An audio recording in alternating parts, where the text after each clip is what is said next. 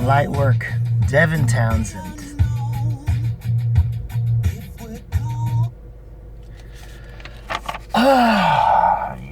Yeah. This would be album number 25, 26, 32. It's a lot out of Devin.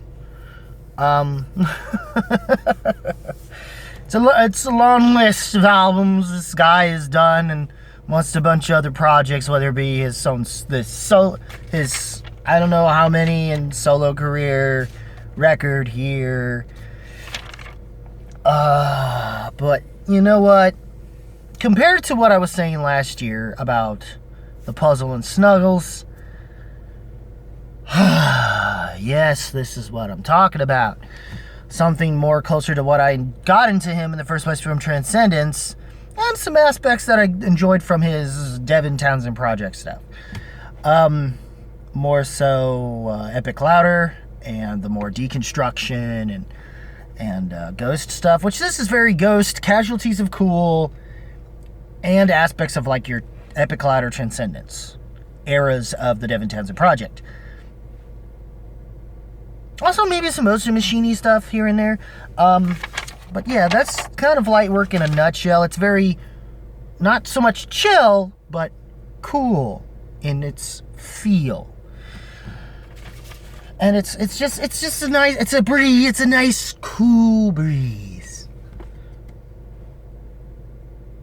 But not from like a rushing, but not like what was going on a few days with the wind here in Missouri. I'm just gonna leave it at that. But yeah, Devin Townsend's Lightwork. This one he decided was the follow-up bridge from where he left off from Empath through the Snuggles, which would have been pre-quarantine, this being more post-quarantine, and us dealing with still so much crap coming out of the whole pandemic situation and that 2020 election situation. Yeah. That kind of feeling.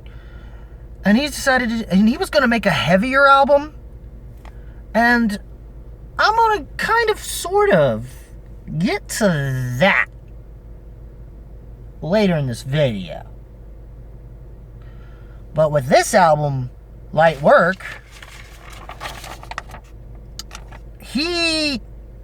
the plan was for the lighthouse as a symbol, as a beacon, for all of us, and that the crazy tides of comparing the whole quarantine situation and this album being a beacon, a lighthouse, a beacon to all those stuck and dealing with all the bullshit that's been going on since quarantine, since all of the more quarantine, the whole pandemic thing that was going on at the time, and which even he was dealing with, which led him to do his little podcast thing on how he was back in the day with those albums, which he's grown apparently a lot since then, and is one of the greatest human beings on the face of the planet.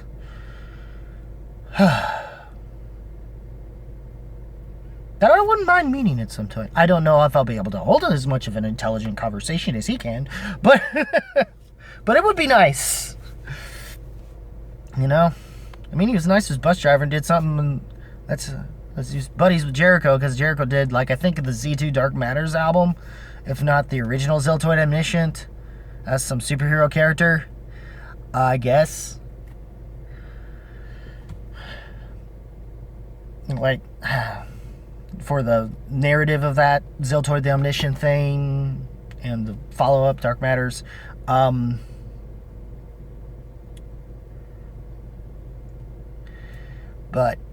And it was nice for a bus driver who was a Jerichoholic, so was Jericho fan and all that stuff, so, which was cool. It's just a shame Jericho wasn't as nice as him, from what I've heard with the Schmodown stuff. But anyways, nothing to do with this record. This record's awesome. From tracks, it's pretty stays consistently chill from Moon People. Lightworker is great. Equinox is good. Call of the Void is probably one of his better written songs for sure. Heartbreaker's pretty good, and Dimensions are pretty good. Celestial Signals, which was initially a track that was from Sky Blue, if I'm not mistaken, that they later re-recorded around the pandemic time frame, or at least within the closer to the time frame of which the recent albums Puzzle and Snuggles had come out. Where they re-recorded it, or at least like did a remixing of some kind with it. And I guess that version is what's on this record here, which isn't bad. It definitely seems like it feels like it fits. Heavy Burden is so-so. Vacation is really nice. It's the latter half that does lose itself a little bit, but it's more... and Children of God is definitely not a bad track the way it goes in trying to end itself. Heartbreaker is apparently super long.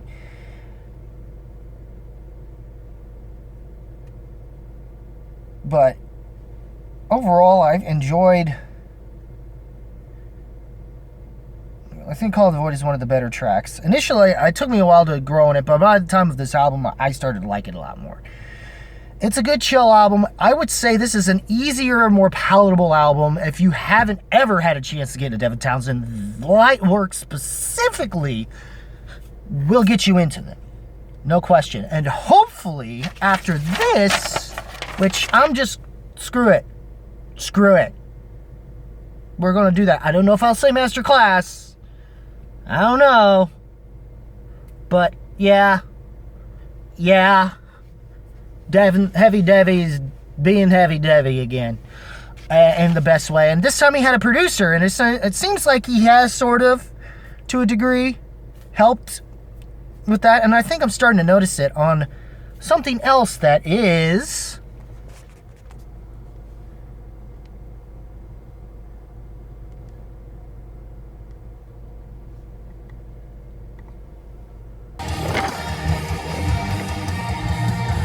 Nightwork. Also Devin Townsend. Yes. And what you just heard was Sarcasm Part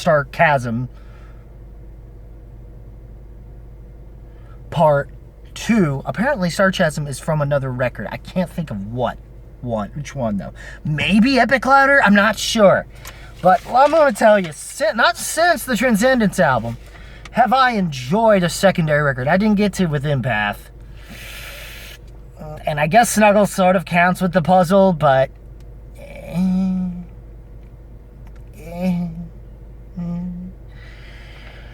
But this...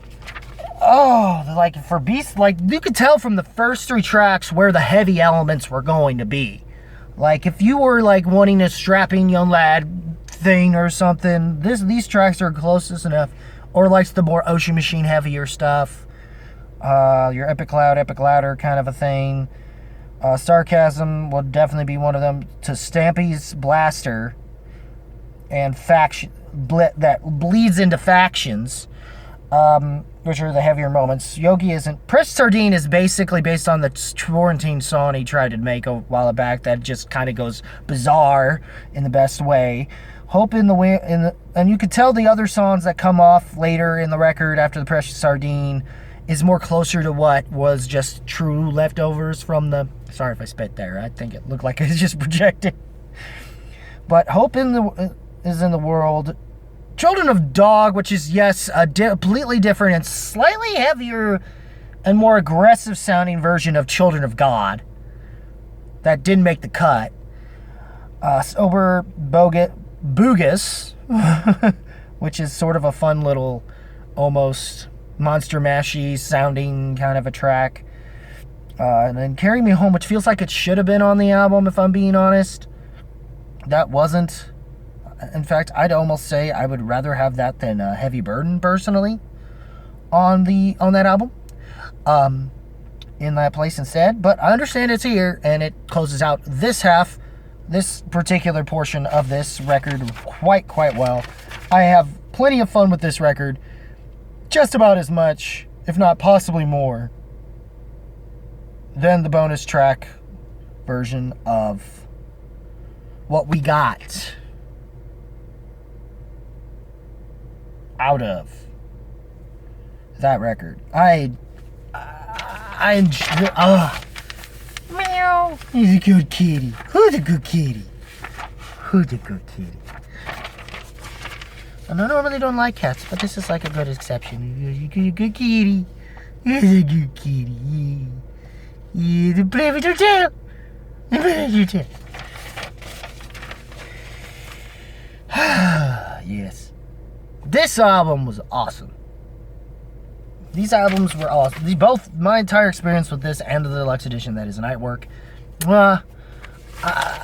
Also alongside Lightwork, another horns up to me.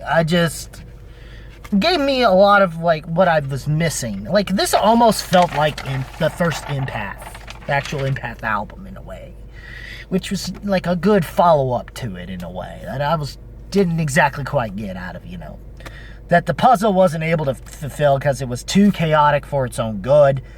Whether or not I get that was the intention, Devin, but it does not translate well musically. You can put a bunch of deluxe stuff in it and it's not going to change anything. I don't know, I like it, dude. Like everybody else. And Snuggles was a little better, but I would still rather listen to Ghost. But, which I think I've already said that when I talked about those records, but like I said, Nightwork and Lightwork are both in their own ways great stuff. Nightwork being somehow the secondary records that the secondary paired album that goes with it, just that are sort of like a B-sides, just a deluxe edition album is like not a whole lot of people do that, and Devin does, and it's awesome. Very awesome. Yes. What did you guys think of both Lightwork and Nightwork? If you got a chance to get the deluxe or hear it, which you can. Like, I streamed this on YouTube and found a deluxe edition, which would have been the Nightwork version of tracks. So what did you think of all these songs? All of Lightwork as an album, as its own album. It's bonus secondary album of Leftovers that honestly feels like its own little entity in and of itself, which is what I love about why he does these kind of albums. What did you think of them? Leave a comment below, let me know. As always, guys, keep it random, keep it real, and keep it rocking, and I will see you in the next video. I'm probably gonna put this in my high honors, if not in my top 10 for albums of the year.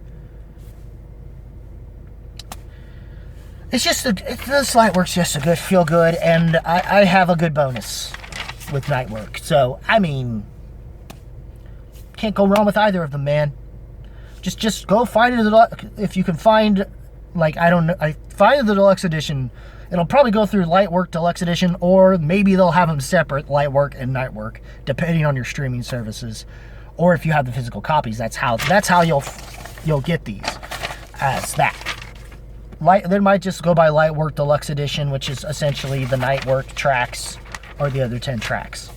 So that's what you need to know. Leave a comment below. Again, leave a comment below. Let me know. As always, guys, keep it random, keep it real and rockin', and I will see you next video. Take care, y'all.